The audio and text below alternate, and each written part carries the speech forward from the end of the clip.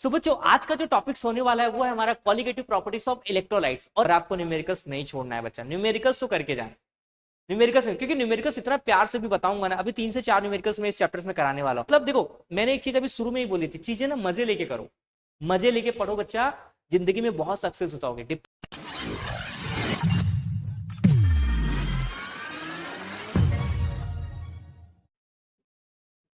Hello बच्चों, कैसे हो आप सभी लोग। आई थिंक आप अपनी लाइफ में बहुत ही मस्त होंगे और रीड प्रैक्टिकल्स को जरूर वॉच आउट करेंगे। तो बच्चों मैं आपको बता दूं कि मैंने यहाँ पे सोल्यूशन मतलब 12th केमिस्ट्री का जो आपका सोल्यूशन चैप्टर नंबर 2 वो स्टार्ट किया था, और आज हम देखने वाले इसका 8वां पार्ट, मतलब 7 पार्ट ऑलरेडी कंप्लीट कर दिया है। और बच्चों मैं आपको बता दूं कि ये आपका लास्ट पार्ट है, मतलब यहाँ ये इस पार्ट को खत्म करने के बाद ये चैप्टर्स बिल्कुल आपका फिनिश हो जाएगा और हम स्टार्ट करेंगे आयनिक इक्विलिब्रियम। ठीक है, लेकिन इस पार्ट में ऐसा है क्या कि बच्चा इस पार्ट में one of the important numerical और one of the important questions आने वाले।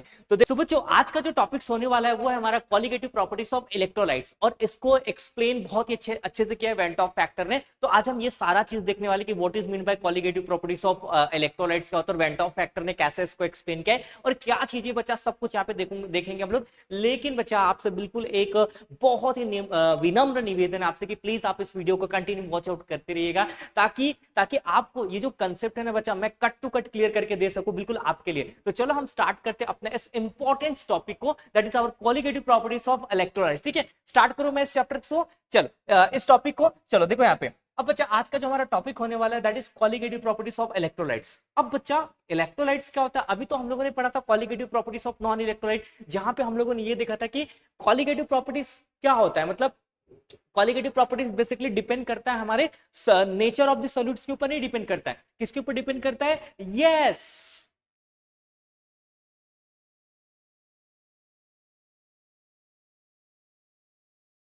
नंबर ऑफ सॉल्यूट पार्टिकल्स के ऊपर बच्चा ये डिपेंड करता है। यस, आप लोगों ने सही समझा। उसी क्वालिटेटिव प्रॉपर्टीज को हम वापस से पढ़ने वाले फॉर इलेक्ट्रोलाइट्स। मतलब जो आपका क्वालिटेटिव प्रॉपर्टीज होता है बच्चा, वो डिपेंड करता है number of solute particles, not the nature of solute particles. वही हम लोगों ने नॉन इलेक्ट्रोलाइट्स के रिलेशन में पढ़ा था, और आज हम देखने वाले हैं electrolytes.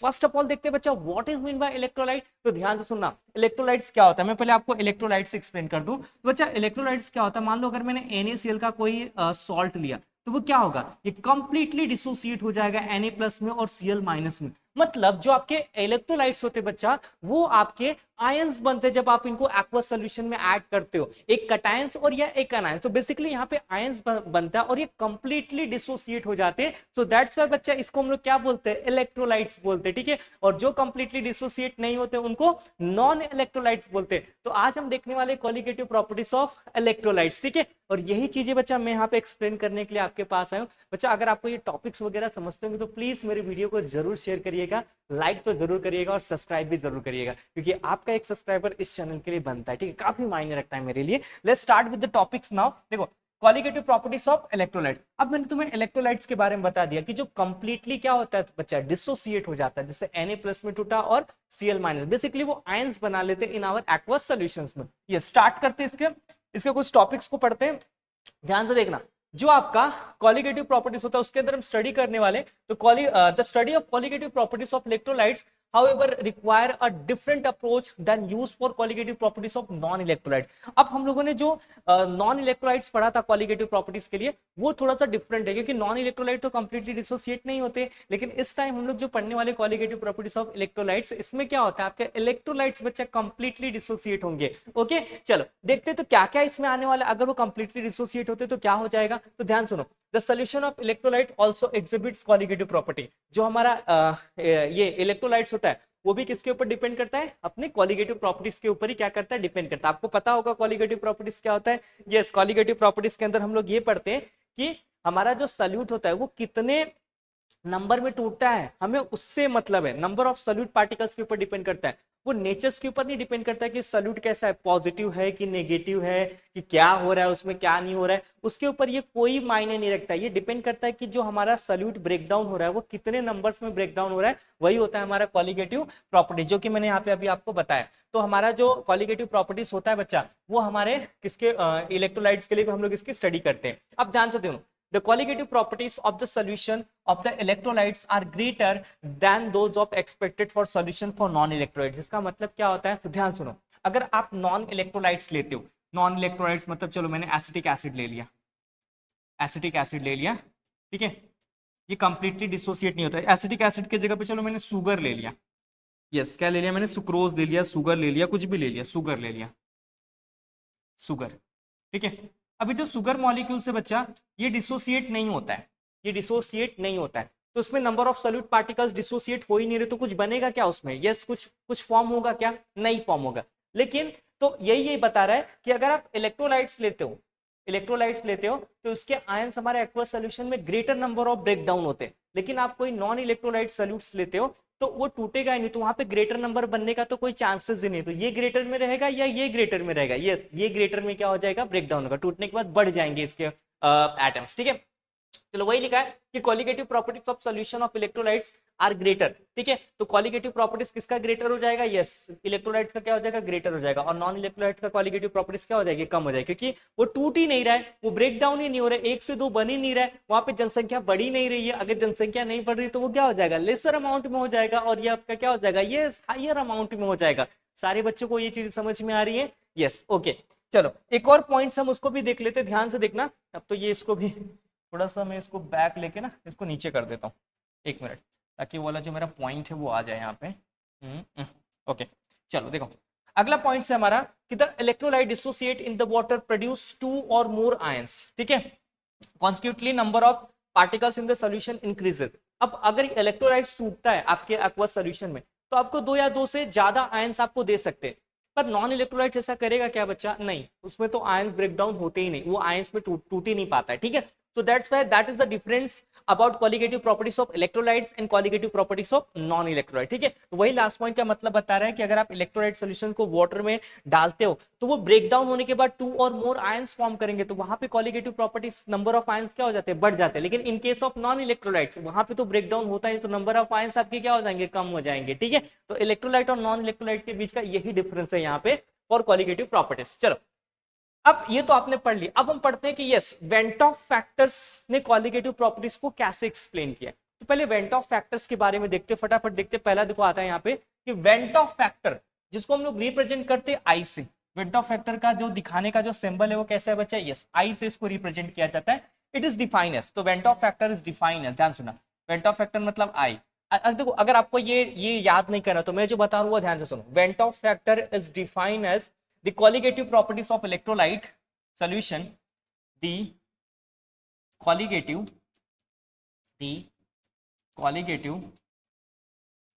properties of electrolyte solution to the colligative properties of non-electrolyte solution, colligative properties of non electrolytes, ठीक है, यही होता है कि कॉलिगेटिव प्रॉपर्टीज का अगर डेफिनेशन आपको आ जाए, अरे भाई यार वेंट ऑफ फैक्टर का अगर आपको डेफिनेशन आ जाए, अगर आई पूछे वेंट ऑफ फैक्टर को आई से रिप्रेजेंट करें तो इसका डेफिनेशन क्या होता है, the ratio of colligative properties of electrolytes to the colligative properties of non electrolytes. अब ध्यान से सुनना, अब ध्यान से सुनना, जितने भी चीजें नॉन इलेक्ट्रोलाइट्स में रहेंगी ना मैं उसको नॉट से रिप्रेजेंट करूंगा। किससे रिप्रेजेंट करूंगा बच्चा, यस नॉट से। चलो यहां पे लिख देता हूं, जितने भी चीजें आपकी colligative properties of non electrolytes रहेंगी मैं उसको किससे रिप्रेजेंट करूंगा, बस उसको एक दिखाने का तरीका है, मैं उसको नॉट से रिप्रेजेंट करूंगा।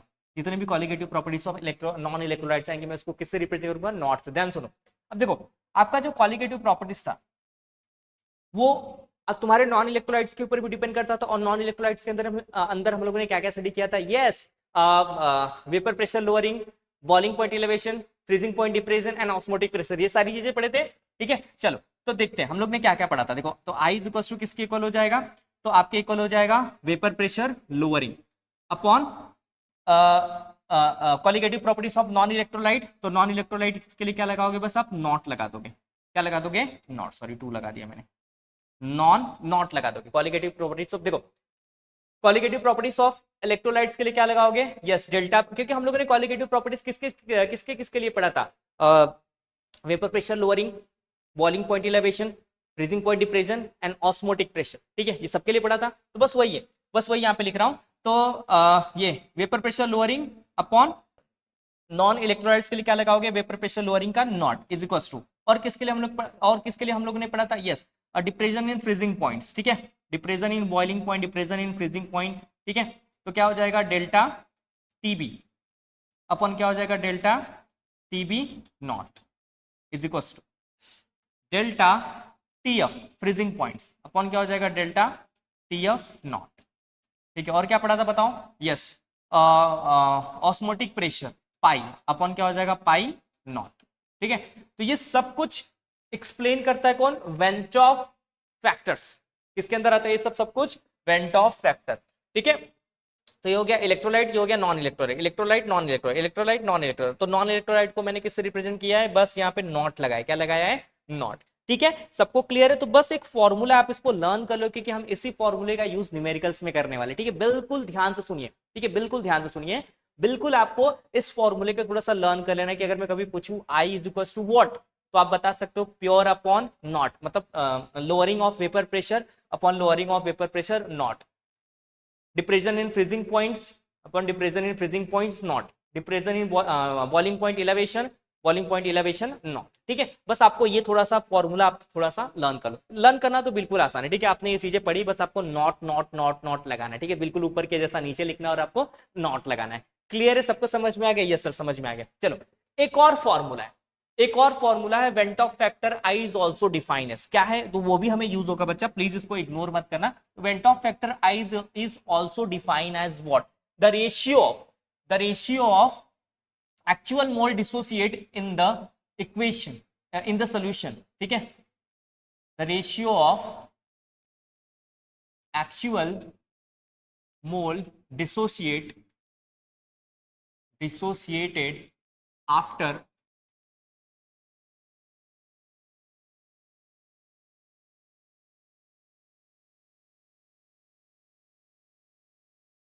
तो after dissociate in solution upon initial mole of solute in solution, ठीक है, initial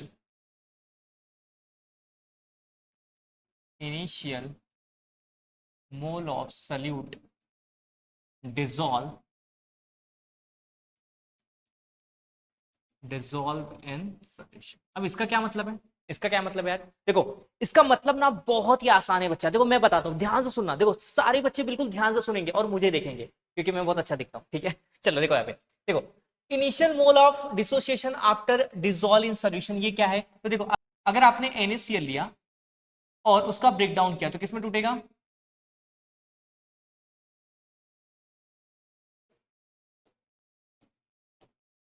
ठीक है, NaCl लिया और उसका ब्रेकडाउन किया तो किसमें टूटेगा, यस Na प्लस में टूटेगा प्लस Cl माइनस में टूटेगा। तो इनिशियली मैंने कितना लिया था 1 मोल, पर अब ये टूट के कितना हो गया 1 मोल ये और 1 मोल ये, तो टोटल कितना हो गया बच्चा 2 मोल। तो वही है कि आफ्टर डिसोसिएशन मुझे कितना मिला 2 मोल, इनिशियली मैंने कितना लिया था 1 मोल। क्या सबको समझ में आया, क्या उस फॉर्मूले में अभी कोई भी आंसर आएगा तो आप रख लोगे, डाउट तो नहीं होगा, दिक्कत तो नहीं होगा, ठीक है। तो आफ्टर डिसोसिएशन मुझे 1 कितना मिल गया 2 मिल गया बच्चा, और इनिशियली मैंने कितना लिया था 1 मोल लिया था, ठीक है। चलो ये चीजें तो सबको समझ में आ गई, यस सर ये चीजें मुझे समझ में आ गई। अब देखो इसका एक और फॉर्मूला होता है, वो फॉर्मूला किसी काम का नहीं पर हम यहाँ पे याद जरूर करेंगे, I is equal to M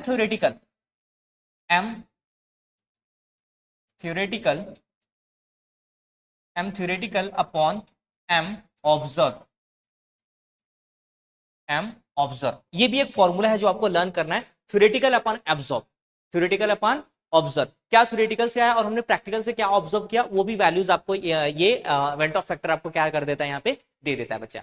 अब ये तो हम लोगों ने पढ़ लिया, ठीक है, ये तो कंसेप्ट हम लोगों ने पढ़ लिया, इसको अप्लाई कहाँ करना है, अप्लाई करेंगे न्यूमेरिकल्स में अप्लाई करेंगे, बस आपको देखते रहना है। पहले सारे जो फॉर्मूले बता रहा हूँ ना बच्चा, उसको बिल्कुल प्यार से देखते रहो यार, ठीक है, प्यार से देखोगे तभी समझ में आएगा, नफरत से देखोगे नहीं समझ में आएगा, प्यार से देखो। चलो आगे बढ़ते हैं, अगला हमारा टॉपिक है modification of expression of qualitative properties. अब इसके अंदर क्या है, तो यहां पे ना आपका मॉडिफाइड फॉर्मूला आएगा, कौन सा फॉर्मूला आएगा, आपने कुछ फॉर्मूलेस पढ़े थे, qualitative properties of non electrolytes पढ़े थे कि नहीं पढ़े थे, मैं बोलने जाऊं तो boiling point elevation, freezing point depression, vapour pressure lowering, सबके फॉर्मूलेस पढ़े थे, ऑस्मोटिक प्रेशर, कुछ फॉर्मूलेस पढ़े थे, ठीक है। अगर आपको नहीं याद है तो प्लीज मेरे प्रीवियस वीडियो देख लीजिए, आपको समझ में आ जाएंगे, यस सर ये वाला फॉर्मूलेस पढ़े थे।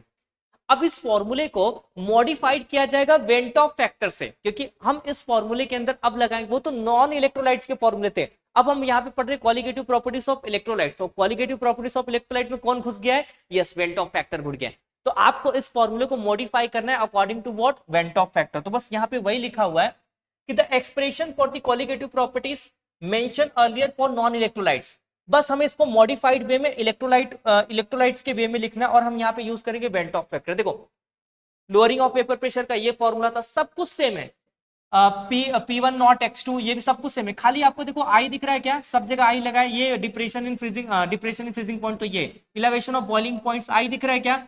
आई दिख रहा है क्या? ऑस्मोटिक प्रेशर MRT पढ़ा था, आई दिख रहा है क्या? मतलब हमने इस फॉर्मूले को, प्रीवियस फॉर्मूले को बस मॉडिफाइड कर दिया और आई लिख दिया। आई क्या है? वेंट ऑफ फैक्टर, क्योंकि हम जो यहाँ पे पढ़ रहे हैं क्वालिटेटिव प्रॉपर्टीज ऑफ इलेक्ट्रोलाइट्स में आता है हमारा went Hoff factor. Van't Hoff factor ने इसको एक्सप्रेस किया है। यस सर, ये सारे फॉर्मूलेस बच्चे जिसको याद होगा ना, उसका न्यूमेरिकल्स 100% कभी गलत नहीं होगा, क्योंकि आपको पता होगा कि हमारे जो केमिस्ट्री के सिलेबस में 16 नंबर के न्यूमेरिकल्स आते हैं, और आपको न्यूमेरिकल्स नहीं छोड़ना है बच्चा, न्यूमेरिकल्स तो करके जाए। न्यूमेरिकल्स, क्योंकि न्यूमेरिकल्स इतना प्यार से भी बताऊंगा ना, अभी 3 से 4 न्यूमेरिकल्स में इस चैप्टर्स में कराने वाला हूं, और आप अगर कर लेंगे ना तो आपका कम से कम 3 मार्क्स तो फिक्स हो जाएगा, क्योंकि उसमें से कई बार मैंने न्यूमेरिकल्स देखे। तो चलो हम थोड़ा सा मन लगा के पढ़ेंगे इसको, पढ़ेंगे कि नहीं पढ़ेंगे? पढ़ेंगे सर। चलो ये फॉर्मूला देख लो, vapour pressure lowering, boiling point elevation, depression in freezing point and osmotic pressure, ये सबके फॉर्मूले दिए, और सब में बस एक छोटा सा मॉडिफाइड किया है यार, आई लगा दिया है। ठीक है, चलो देख लो ये फॉर्मूले।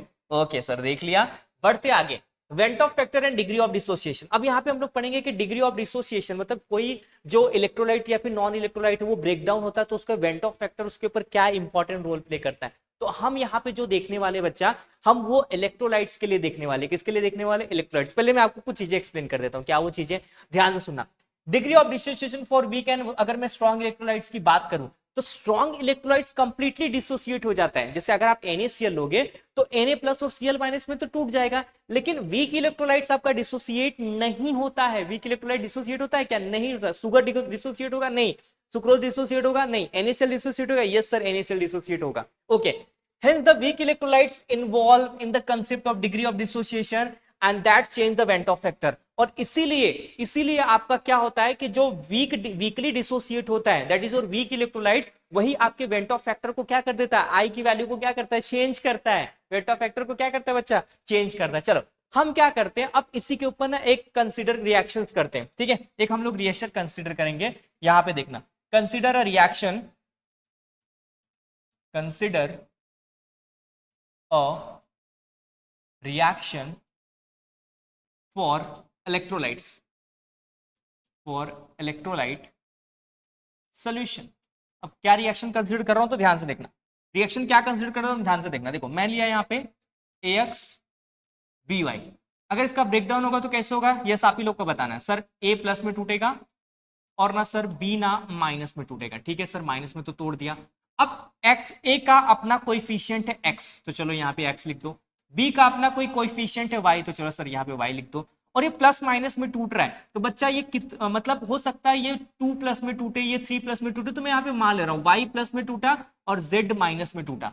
z कोई भी वैल्यू हो सकती है, जैसे 2+, 3-, 2- जो भी वैल्यूज हो, उसमें ये क्या हो रहा है? ब्रेक डाउन है। ये समय मान रहा हूँ, माना x बहुत बार पढ़े हो यार।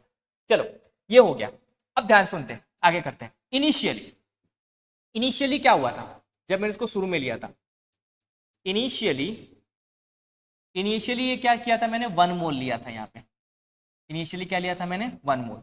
तो जब मैं शुरू में लिया, इसको डिसॉल्व नहीं किया, तो टूटा क्या ये? अगर मैं कोई ये शुरू में लेता हूं, इसको बस पानी में डालता हूं, तो उसके बाद वो टूटेगा ना। शुरू में क्या है? 1 मोल है, तो नहीं टूटा भाई, 0 आया। लेकिन आफ्टर डिसोसिएशन, आफ्टर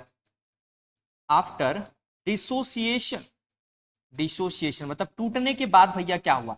तो जो हमारा 1 मोल था वो टूट गया, कुछ भाग में टूट गया, मतलब वो कुछ अपना टूट के बनाया, अल्फा बनाया। तो किसमें से टूटा भैया? इसमें से टूटा, तो 1 - अल्फा पानी में मैंने डाला, उसने टूट गया, ये कुछ वैल्यूज जो है वो टूट के निकली। अब इसका स्टोइकोमेट्रिक्स कितना है? x था, तो मैं यहाँ पे x लिख दूंगा। इसका कितना है? y है, तो y मतलब वही कितने कॉन्सेंट्रेशन में टूटा, 1 में टूटा, 2 में टूटा, जो भी इसकी वैल्यू थी पहले, वो मैं यहाँ पे लिख दूंगा भैया। जो था भैया तुम ले लो, 0.5 में टूटे थे, 0.2 में टूटे थे, जो था तुम्हारा लिख लो, कर लो। ठीक है, तो x में टूटा तो x लिख दो, ये y में टूटा था तो y में मैंने यहाँ पे लिख दिया, वो आपको नहीं हटाना, वो आपको चेंज नहीं करना, जैसा है वैसे लिखना है।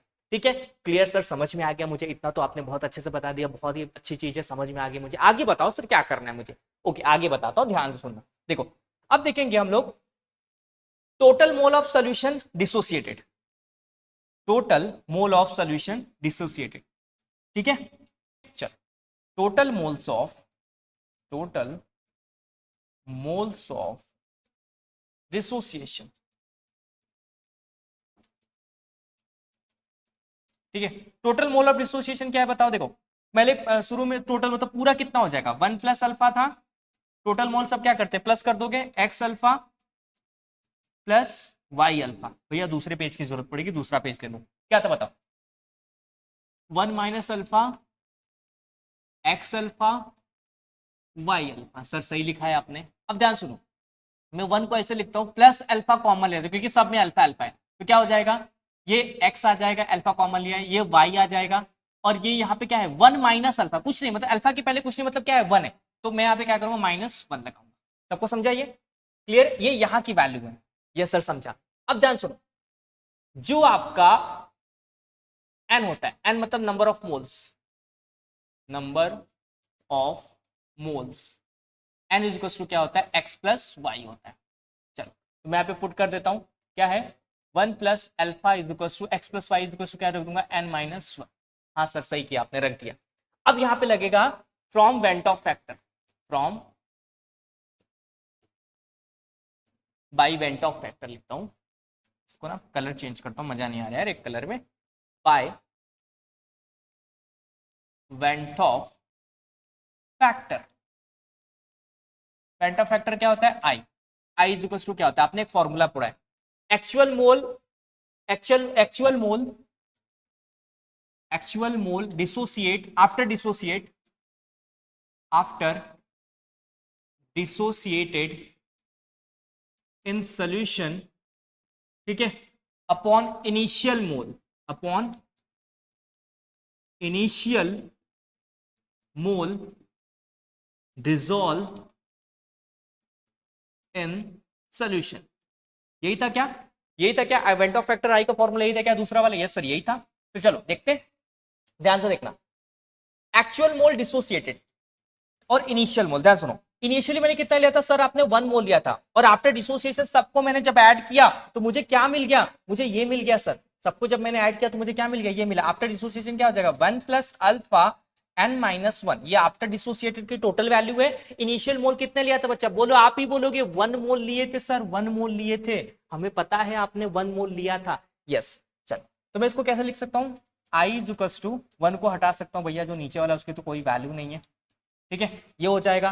अब मैं 1 को क्या कर सकता हूं, इधर भेज सकता हूं, तो अल्फा इज इक्वल टू क्या हो जाएगा, n-1। अब मैं क्या कर सकता हूं, n-1 को इधर भेज सकता हूं, तो ये क्या हो जाएगा, n-1 इज इक्वल टू क्या हो जाएगा, अल्फा। तो अल्फा की वैल्यू, अल्फा की वैल्यू क्या आ जाएगी मेरी, i-1 अपॉन n-1। एन हम मैम आपको बताऊंगा नंबर ऑफ मोल्स जो है वो डिसोसिएट होकर क्या वैल्यू आएगी, वहां पे सब कुछ बताऊंगा। पहले आप इस फॉर्मूले को लर्न कर लो बच्चा, काफी इंपॉर्टेंट फॉर्मूला, बहुत इंपॉर्टेंट फॉर्मूला है, जो आपके बहुत सारे न्यूमेरिकल्स में ना मजा दे देगा आपको। ठीक है, लर्न कर लोगे, इसको याद कर लोगे बच्चा। याद क्यों नहीं करोगे बच्चा, क्योंकि देखो हमें मेहनत करना है, ये दुनिया बहुत बड़ी है, ये आपके लिए रुकी नहीं हुई है, बहुत सारे बच्चे मेहनत करके आगे निकल जाएंगे आपसे, और आप अगर मेरे साथ मेहनत कर दोगे ना बच्चा, तो मैं ऐसा टीचर हूं ना, बहुत ही मेहनती हूं, और मैं बच्चों को मेहनत करने के लिए बहुत ही प्रोत्साहन देता हूं कि बच्चा आपको विदाउट मेहनत से दुनिया में कुछ नहीं मिलने वाला है। अगर आप मेहनत नहीं करोगे तो आपको कुछ नहीं मिलेगा, विदाउट मेहनत impossible to achieve anything in your life. ठीक है, आपको मेहनत करना पड़ेगा अगर आपको इस सक्सेस भरी दुनिया को देखनी है तो, और वो हम करेंगे और उसे ले करेंगे, क्योंकि आपका हक है उस पर, आपका हक है, और आपको क्या देना है, एक छोटी सी कीमत देनी है, और वो है मेहनत।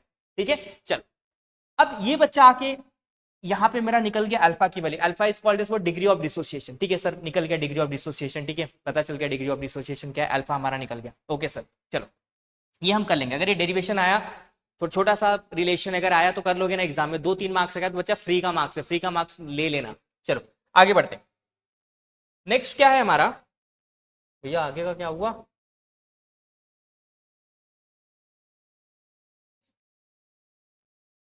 ओके ओके, चलो आगे हमारा अब आएगा न्यूमेरिकल्स।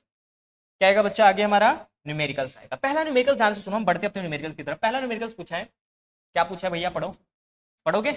यस पढ़ो यार। ठीक है, चलो देखो क्या दिया है। 0.2 मोल का छोटा मोल लिखा है, एम लिखा है, मतलब मोलालिटी होगा। Aqueous solution of KCl freezes at delta TF तुमको दिया है, delta TF freezing point, delta TF तुमको क्या दिया है? फ्रीजेस एट -0.680 डिग्री सेल्सियस दिया है। अब फ्रीजिंग पॉइंट अगर माइनस में रहता है तो उसको जीरो से क्या करना पड़ता है? माइनस करना पड़ता है। ये मैंने न्यूमेरिकल करते टाइम आपको बताया था। जीरो से क्या करेंगे? उसको माइनस कर दोगे। क्या माइनस कर दोगे? देखो ये -0.680। ठीक है, जैसे इसको से इसमें आप माइनस करोगे तो व्हाट यू विल गेटिंग है, जो माइनस माइनस वो प्लस हो जाएगा 0.680, और ये हो जाएगा आपका केल्विन, क्योंकि डिग्री सेल्सियस और kelvin depression and freezing point और बॉइलिंग पॉइंट्स फ्रीजिंग पॉइंट्स के लिए क्या होता है? सेम होता है। जो डिग्री सेल्सियस में ना, बस उसको केल्विन में कन्वर्ट करके लिख दो। ठीक है, बस इतना ही करना है आपको। ओके सर, ये पता चल गया। उसके बाद क्या दिया, क्या फाइंड आउट करना है? Van't Hoff factor and osmotic pressure आपको निकालना है। वेंट ऑफ फैक्टर मतलब और क्या दिया है? यस, और आपको केएफ की वैल्यू दी हुई है। केएफ की वैल्यू कितनी दी? 1.86 के केल्विन केजी मोल इनवर्स। क्या क्या फाइंड आउट करना है सर, बता दो मुझे। आपको फाइंड आउट करना है भैया, एक तो मोलालिटी भी आपको दिया है, छोटा है मतलब मोलालिटी दिया हुआ है, that is 0.2 m। Find out क्या क्या करना है सर? ओके, एक तो आपको went Hoff factor I find out करना है, और दूसरा आपको फाइंड आउट करना है ऑस्मोटिक प्रेशर। ऑस्मोटिक प्रेशर मतलब पाई फाइंड आउट करना है। चलो दोनों हम फाइंड आउट करेंगे, बस आप यहाँ पे देखते रहो। आपको पता है आई इज इक्वल टू क्या होता है? आई इज इक्वल टू, बताओ क्या होता है? आई इज इक्वल टू क्या होता है? Van't Hoff factor. I is equal to क्या होता है? क्योंकि मेरे पास ना डेल्टा टीएफ है, ये वाला एक फॉर्मूला था, delta TF upon delta TF not. ये फॉर्मूला सारे बच्चे पढ़े थे कि नहीं? बताया था ना, आएगा ये, इसमें भी वही लगाऊंगा। ठीक है, तो आई इज इक्वल टू क्या हो जाएगा? Delta TF upon TF not, electrolyte upon non electrolytes पढ़ाया था, अभी पढ़ाया, colligative properties of electrolyte upon colligative properties of non electrolyte. चलो, मेरे पास ना यार डेल्टा टीएफ है पर टीएफ नॉट नहीं है। मैं निकाल सकता हूँ टीएफ नॉट, मैं निकाल के यहाँ पे आपको दिखाता हूँ। देखो, delta TF not is equal to होता है KF into molality M. KF की वैल्यू है मेरे पास 1.86 इंटू मोलालिटी मुझे है 0.2। ठीक है, तो डेल्टा टीएफ में यहाँ से निकाल सकता हूँ, इसको मल्टीप्लाई कर दो, किया जाएगा 0.372 केल्विन। चलो यहाँ पे रख देते हैं, यहाँ पे रख देते हैं 0.273 केल्विन, 0.272 केल्विन, 0.372 केल्विन। चलो देखो यहाँ पे रखता हूँ, जीरो डेल्टा टीएफ कितना है बताओ? Yes 0.68 upon delta TF not कितना है? Yes 0.372 kelvin. अगर आप इसको कट करोगे तो आपको मिल जाएगा 1.83, और आई की वैल्यू मुझे कितनी मिल जाएगी? 1.83। यस सर, आपने तो पहला फाइंड आउट कर दिया, दूसरा फाइंड आउट करो पाई। अब देखो पाई मुझे निकालना है, तो मुझे पता है I is equal to pi upon क्या होता है? पाई नॉट होता है। ठीक है, आई इज इक्वल टू क्या होता है? पाई अपॉन पाई नॉट। मेरे पास ना आई की वैल्यू है, पाई मुझे फाइंड आउट करना है, पाई नॉट की वैल्यू नहीं है यार। पाई नॉट की वैल्यू है क्या? नहीं है यार, पाई नॉट की वैल्यू नहीं है। रुको मैं बताता हूँ कैसे करूंगे। देखो मेरे पास एक फॉर्मूला था, मैंने अभी लिखा, pi is equal I is equal to pi upon pi not, osmotic pressure upon non volatile, अरे नॉन इलेक्ट्रोलाइट्स ऑस्मोटिक प्रेशर। ठीक है, चलो तो मैं पहले ना पाई नॉट निकालता हूँ। पाई नॉट इज इक्वल टू क्या होगा? एमआरटी। ठीक है, एम क्या है? Molality, molality sorry molarity, number of mole of solute, जो कि 2 से रिप्रेजेंट करते हैं upon volume of solution in litre, R T. ठीक है, चलो एन, एन क्या है? Number of moles of solute, कितना दिया? 0.2, तो यहां पे मैं वैल्यू क्या पुट कर दूंगा? 0.2 इंटू आर क्या है? आर हमारा गैस कांस्टेंट है, और इसको मैं लीटर एटीएम में लेना है, तो इसका वैल्यू रट लो 0.08205 इंटू टेम्परेचर मुझे 0 डिग्री दिया है। देखो यहाँ पे आंख फाड़ फाड़ के देखो यार, 0 डिग्री दिया है। डिग्री डिग्री मतलब अगर इसको डिग्री को केल्विन में कन्वर्ट करोगे तो 273 लिखना पड़ेगा। ठीक है, इसके लिए 273 लिखोगे, डिप्रेशन इन फ्रीजिंग पॉइंट्स के कन्वर्जन में मत लिख देना यहाँ पे 273 प्लस ऐड करके। ठीक है, चलो तो 273 अपॉन वॉल्यूम, यार वॉल्यूम तो कहीं नहीं लिखा है, तो बच्चा याद रखना मैंने जो यहाँ पे फॉर्मूला लगाया है, number of mole of solute upon volume of solution in litre, तो केमिस्ट्री के टर्म में ना वॉल्यूम ऑफ सोल्यूशन हमेशा लीटर में लेते, litre is nothing but what? 1 litre, ये कांस्टेंट होता है। ठीक है, या आप ले सकते हो अगर आप किसी सोल्यूशन को डिसॉल्व कर रहे हो अपने मन से 1 लीटर, ठीक है, कांस्टेंट होता है। चलो अब देखते हैं, यहाँ पे सबको आपको कट पिट करना है and what you are getting here 4.48 atm. Pi not की वैल्यू क्या मिल जाएगी 4.48 एटीएम। ठीक है, चलो अब मिल गई वैल्यू, पुट कर दो इसमें। पुट क्या करोगे, देखो आई की वैल्यू तुम्हें पता थी, फॉर्मूला क्या है हमारा, फॉर्मूला बताओ पहले। यस सर, फॉर्मूला बताता हूं मैं आपको। फॉर्मूला क्या था, I is equal to pi upon pi not.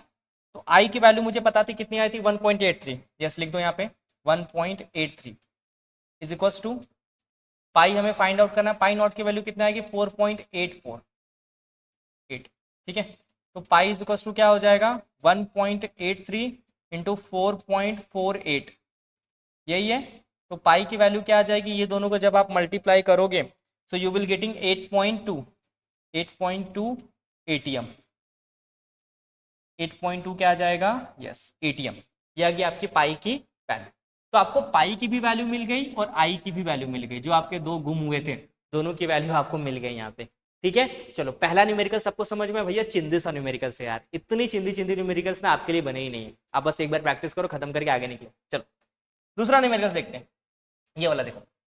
ये तो भैया एकदम नॉर्मल है, एकदम नॉर्मल, मतलब यू करके दिखा दो। देखो सब लोग देखो यहाँ पे, यस यस यस, सब लोग देखोगे यहाँ पे क्या लिखा है, पढ़ो। दिया है फ्रीजिंग पॉइंट 0.01 मोल सॉल्यूशंस, 0.0 m मोलरिटी दिया है, solution aqueous formic acid solution freezes, delta TF फिर से दे दिया यार, कितना दिया है 0.021 माइनस में दिया है। और इसको प्लस में कैसे करोगे, कोई भी चीज फ्रीज होने के लिए जीरो से क्या करनी पड़ती है, नजदीक लानी पड़ी थी, माइनस करनी पड़ेगी। तो 0 माइनस 0.021, ठीक है, तो ये माइनस करोगे तो कितना हो जाएगा, माइनस माइनस प्लस, तो 0.021 केल्विन हो जाएगा। चलो के एफ की वैल्यू तुमको दी हुई है, के एफ की वैल्यू कितनी दी हुई है 1.86 के जी मोल, ये आपकी के एफ की वैल्यू है। ठीक है, और आपको दिया है मोलालिटी, ये छोटा वाला एम क्या दिया आपको, मोलालिटी। मोलालिटी कितना दिया 0.01 मोल का दिया हुआ। ठीक है सर, क्या पूछा है यहाँ पे, calculate the degree of dissociation, alpha पूछ दिया है यार, यहाँ पे अल्फा पूछ दिया है। अब अल्फा का फॉर्मूला कितने लोगों को पता है, अभी प्रीवियसली बताया, alpha is equal to I minus one upon N minus one, यही होता है। क्या मुझे आई पता है, नहीं यार आई तो नहीं पता है मुझे, लेकिन मैं आई निकाल सकता हूँ।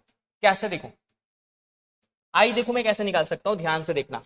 आई का एक फॉर्मूला होता है delta T F, modified formula, I K F into M, M is your molality. ठीक है, इससे आपका आई निकल जाएगा, इससे आपका क्या हो जाएगा आई। देखो डेल्टा टी एफ की वैल्यू आपको दी हुई है कितनी, that is yes sir 0.021 is equal to I हमें फाइंड आउट करना है, के एफ की वैल्यू दी हुई है 1.86 इंटू मोलालिटी की वैल्यू 0.01 मोल दिया हुआ है। तो आई इज इक्वल टू क्या हो जाएगा, यस 0.021 डिवाइडेड बाय 1.86 इंटू 0.01। तो इसको आप पूरा कैलकुलेट करोगे and you will get the value of I. आपको क्या मिल जाएगा, वैल्यू ऑफ आई जाएगा हमारा 1.13। आई की वैल्यू हमारी कितनी आ जाएगी 1.13। चलो अब 1.13 हमें आ गई यहाँ पे, ठीक है, आई की वैल्यू 1.13 यहाँ पे आ गई। अब मैं क्या करता हूँ, मुझे आई की वैल्यू मिल गई यार, एन की वैल्यू मेरे पास नहीं, एन की वैल्यू यहाँ पे दिया हुआ है, ध्यान से देखना है, कैसे चोरी से दिया हुआ है, चोरी से मतलब देखो मैं बताता हूँ। एन की वैल्यू क्या है, नंबर ऑफ डिसोसिएटेड, देखो जो फॉर्मिक एसिड है वो कितने नंबर ऑफ मोल्स में डिसोसिएट हो रहा है, वो एन की वैल्यू है।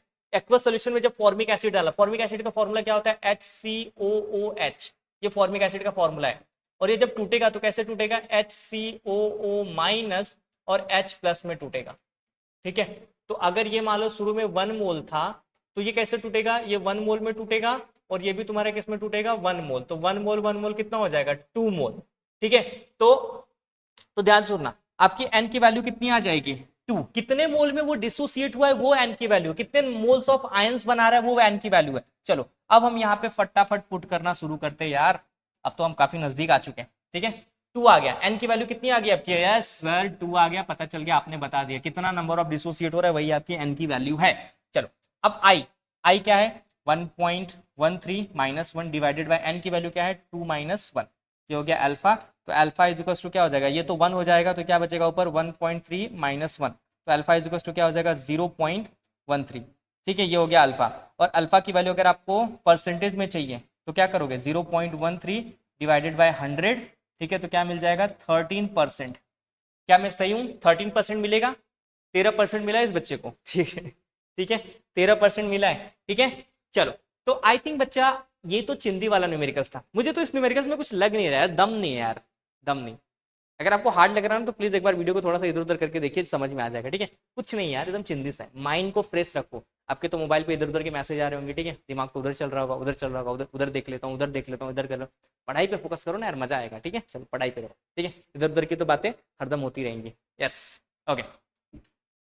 ये मैंने यहाँ पे कैलकुलेट कर लिया the value of your degree of dissociation आ गया यहाँ पे, दैट इज 13%। चलो अगला न्यूमेरिकल देखते हैं। यार ये न्यूमेरिकल्स शुरू में ही बोला था ना, ये जो न्यूमेरिकल्स है ना बच्चा, जो लास्ट के अभी 3-4 करा रहा हूँ, 5 न्यूमेरिकल्स है, उसमें से ना एक न्यूमेरिकल्स हर बार आया है और आपको मिस नहीं करना है यार, प्लीज मिस नहीं करना। देखो इसको, देखो मजा आएगा। ठीक है, चलो क्या देखना है भैया? सर बताओ मैं क्या देखना है, हम लोग तो देख ही रहे, बस आप बताते चलो। अब 3.4 gram of CaCl two dissolve, 3.4 gram of dissolve दिया है, चीजें डिजोल्व दिया है, मतलब सल्यूट दिया और वेट दिया। सल्यूट हमेशा 2 होता है, पढ़ाया, सॉल्वेंट 1 होता है, सल्यूट 2 होता है, प्रीवियस वीडियो जाके देख लेना है। चलो सल्यूट आपका 2 होता है, तो ये ग्राम में दिया, तो W2 कितना है 3.4 gram. CaCl two dissolve in volume दे दिया है यार 2.5 लीटर्स एंड टेम्परेचर दे दिया है 300 केल्विन।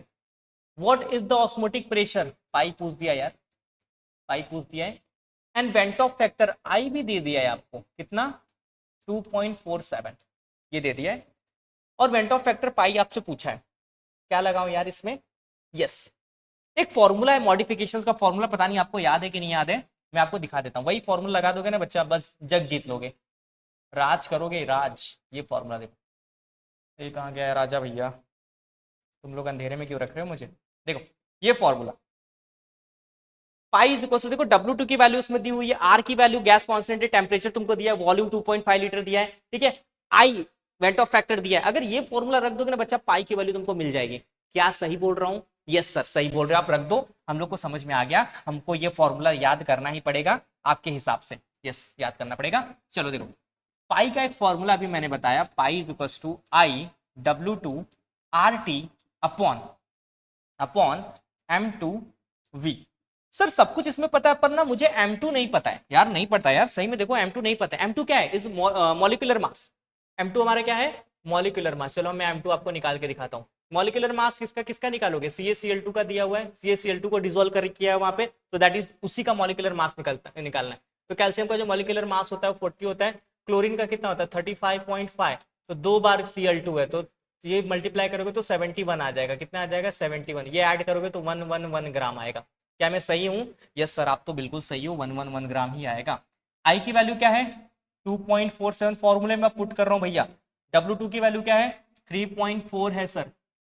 आर की वैल्यू क्या है? Gas constant 0.08205। इसको थोड़ा सा लर्न कर लेना, अगर आपके कांस्टेंट की वैल्यू नहीं दी रही तो कम से कम ये लीटर एटमोस्फेयर वाला गैस कांस्टेंट की वैल्यू याद करना। टेम्परेचर, टेम्परेचर आंख मूंद के लिखो 300 केल्विन।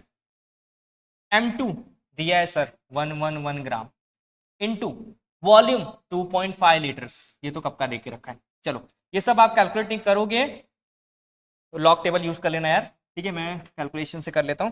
अगर आप इसको पूरा कैलकुलेट करोगे ना तो आपको मिल जाएगा यहां पे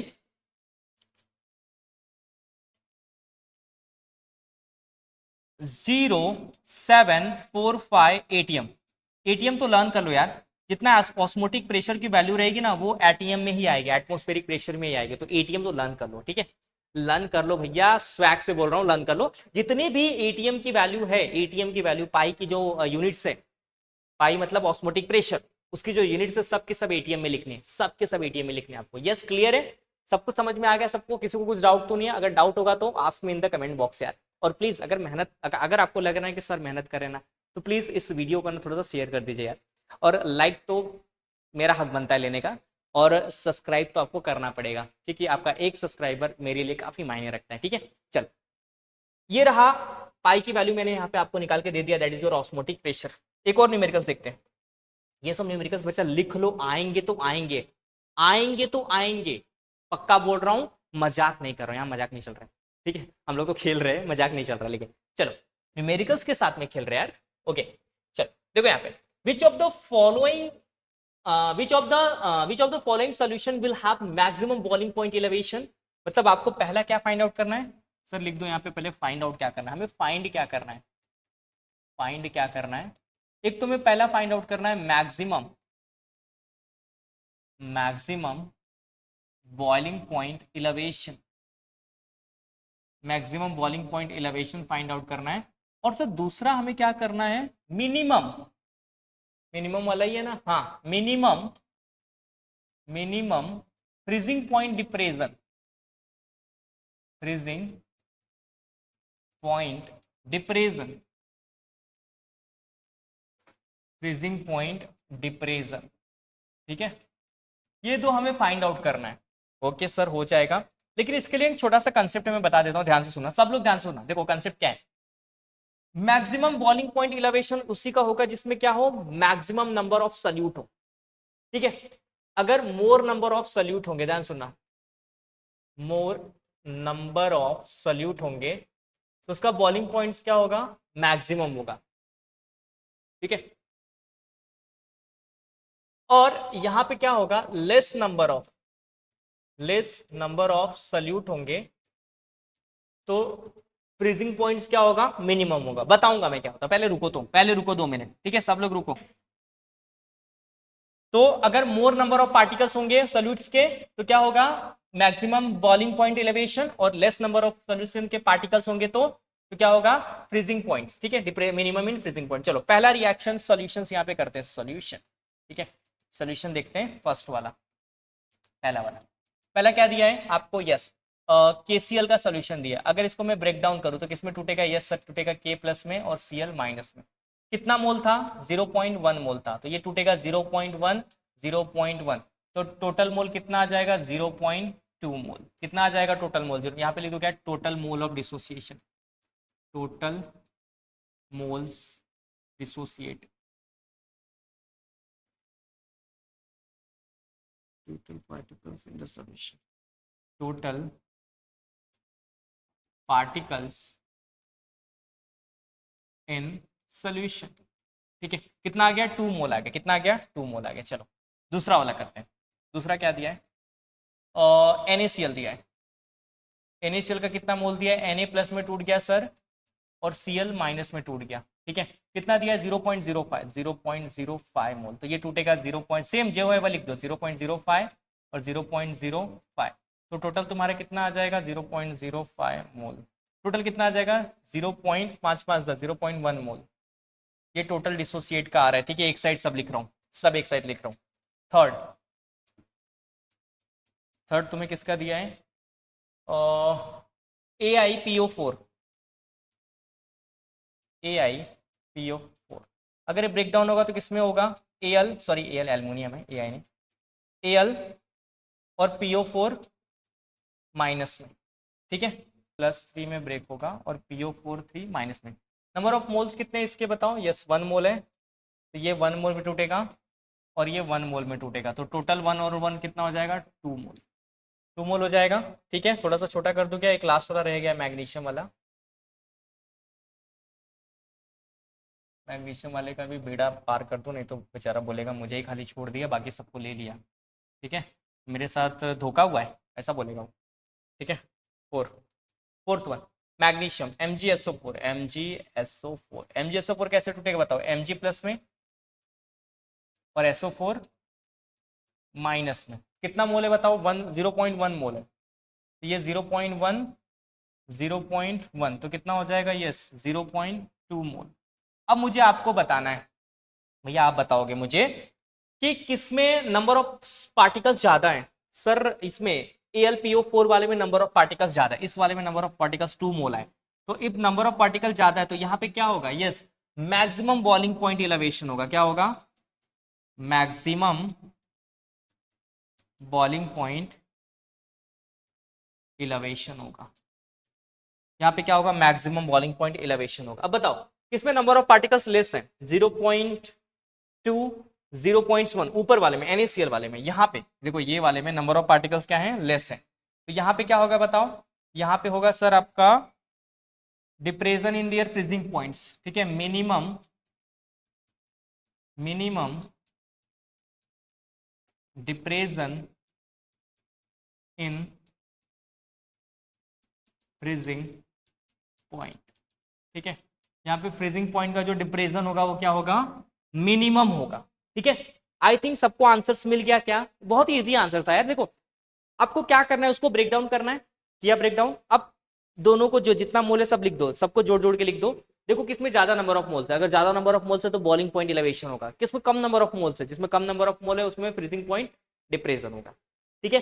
क्लियर है, सबको समझ में आ रहा है, मजा आ रहा है ना बच्चा, मजा लेते रहो यार। देखो मजा लेके पढ़ोगे ना तभी इसको कर पाओगे, अगर आप मजा लेके नहीं पढ़ रहे हो ना तो नहीं हो पाएगा। यार मुझे टेंशन एग्जाम के लिए पढ़ना है, ये करना है वो करना है, आज पढ़ोगे कल भूल जाओगे।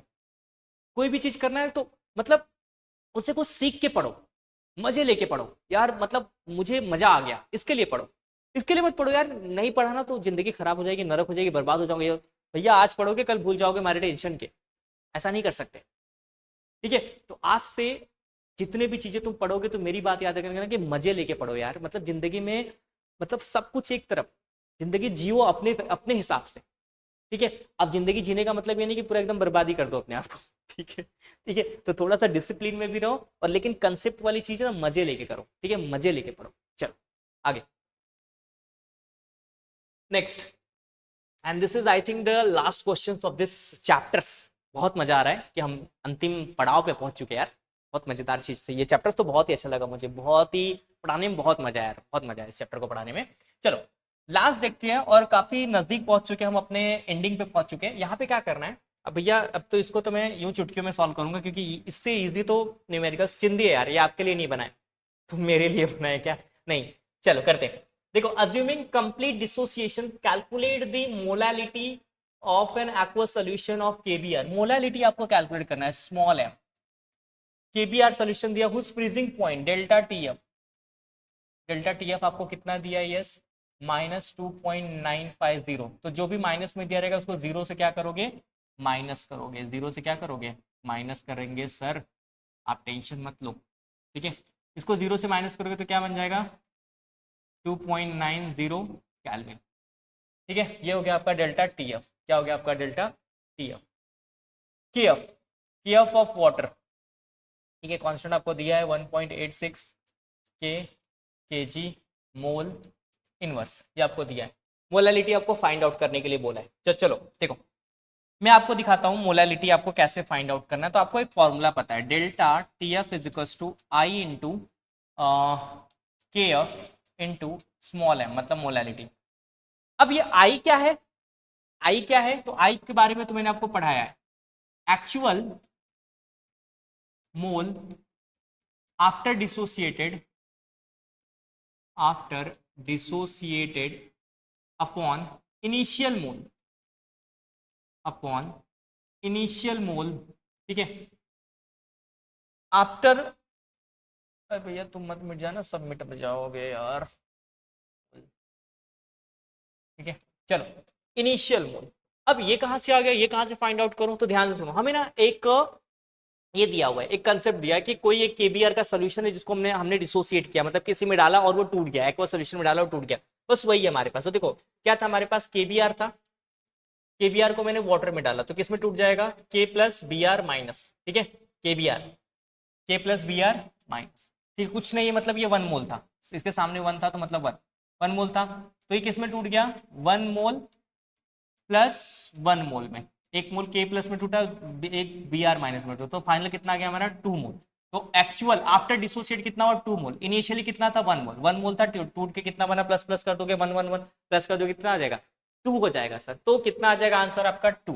तो आई की वैल्यू मेरी कितनी आ गई, 2। चलो रख दो यहाँ पे, आई की वैल्यू 2 आ गई, के एफ की वैल्यू हमको पता है 1.86 है, मोलालिटी हमें फाइंड आउट करना है, डेल्टा टी एफ भैया दिया हमको 2.950, ठीक है।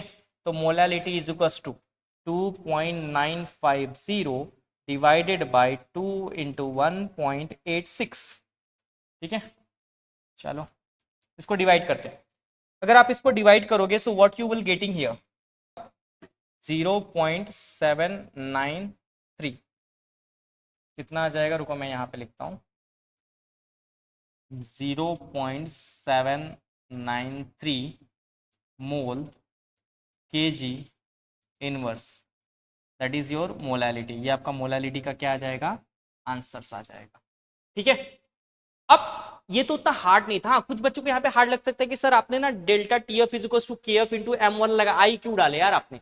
भैया वहां पे एक शॉर्ट सा ना हिंट दिया है, चोरी करके हिंट दिया है। क्या हिंट दिया देखो, कि एक उसने बोला है कि calculate the molality of aqueous solution of KBr, molality of aqueous solution of KBr, aqueous solution of KBr. KBr जब एक्वस में जाता है तो कैसे ब्रेक होगा, के प्लस और बीआर माइनस में, तो वो जब डिसोसिएट हो रहा है तो वो भी आपको वहां पे डालना पड़ेगा, वो भी आपको क्या करना पड़ेगा, डालना पड़ेगा। और डिसोसिएशन किसके ऊपर डिपेंड कर रहा है, वेंट ऑफ फैक्टर, और वेंट ऑफ फैक्टर मतलब आई, आई मतलब एक्चुअल डिसोसिएट अपॉन इनिशियल, वो सब आ जाएंगे अब इसमें। तो ये जो चोरी सा दिया हुआ है ना छोटा सा, ऐसे क्वेश्चन थोड़ा सा 2-3 बार रीड करने का। डायरेक्टली फॉर्मूला डाल दिया डेल्टा टी एफ, यार ये के एफ दिया था, के एफ डाल दिया और सब दिया पुट करके आगे आंसर्स खत्म, वाट लग गई। उसको समझो कि यार इसने एक बीच में घुसाया है केबीआर, केबीआर एक एक्वा सॉल्यूशन दिया हुआ है, उसका वेंट ऑफ फैक्टर निकालो, आई की वैल्यू निकालो, और आई की वैल्यू तो भाई चिंदी है निकालना, एक्चुअल डिसोसिएट होके कितना दे रहा है, इनिशियल में कितना था, देखिए 2 डिवाइड बाय 1 आंसर कितना गया, 2 पुट कर दो यार, कितना चिंदी सा क्वेश्चन है ये। ठीक है, थोड़ा सा हिडन चीजें दी हुई है इसमें, लेकिन इतना भी हार्ड नहीं है। ठीक है, ये मतलब देखो मैंने एक चीज अभी शुरू में ही बोली थी, चीजें ना मजे लेके करो, मजे लेके पढ़ो बच्चा, जिंदगी में बहुत सक्सेस होता होगे। डिप्रेशन टेंशन तो एक ऐसी चीज है जो आपको या फिर मुझे ही बुरी तरीके से बर्बाद करती है। ठीक है, तो इस लाइफ का मेन रूल यही है कि मेहनत करो, मजे से पढ़ो और अपनी लाइफ में सक्सेस हो। ठीक है, सक्सेस होना बहुत ज्यादा इंपॉर्टेंट है आजकल की लाइफ में। ठीक है, सक्सेस होना बहुत ज्यादा इंपॉर्टेंट है इस लाइफ में, पता है कि नहीं। ठीक है, क्योंकि जो बच्चा गरीब वर्ग है ना, जो मिडिल क्लास है, और मिडिल क्लास से और नीचे वाले लोग की मैं बात करूं, इस दुनिया में उनकी कोई इज्जत नहीं करता है। सिंपैथी सब लोग दिखाएंगे लेकिन कोई इज्जत नहीं करता है बच्चा।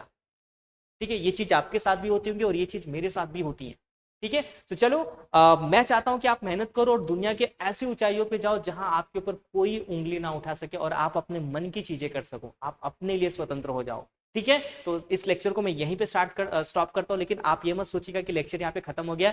नेक्स्ट चैप्टर जो आपका आयनिक इक्विलिब्रियम स्टार्ट करूंगा और बहुत ही मजेदार तरीके से बच्चा उसको भी पढ़ेंगे। ठीक है, और वो चैप्टर्स जो है ना, मतलब काफी इंपॉर्टेंट भी है और मजा आ जाता है उस चैप्टर से, मतलब ऐसी ऐसी चीजें दी हुई है कि बच्चा बिल्कुल एकदम मजे से पढ़ेंगे और उस चैप्टर को क्लियर करेंगे। ठीक है, पढ़ेंगे उसको क्लियर भी करेंगे और एग्जाम में मैं आपको लिखवा के दिखाऊंगा वो चैप्टर्स। ठीक है, ऐसा पढ़ा दूंगा कि आपको याद रहेगा वो। चलो इंड करते हैं इस चैप्टर्स को, एंड थैंक यू फॉर, आपने बहुत ज्यादा डिसिप्लिन वे में इस चैप्टर को पूरे देखा है, 7-8 पार्ट लगे इस चैप्टर को खत्म होने के लिए, एंड आपका बहुत बहुत धन्यवाद। और देखो बच्चा, इस चैनल को सब्सक्राइब करना मत भूलिएगा, क्योंकि आपका एक सब्सक्राइबर मैं हमेशा बोलता हूँ मेरे लिए काफी वैल्यूएबल है। And thank you for watching this video and please do subscribe A to Z practicals. Thank you.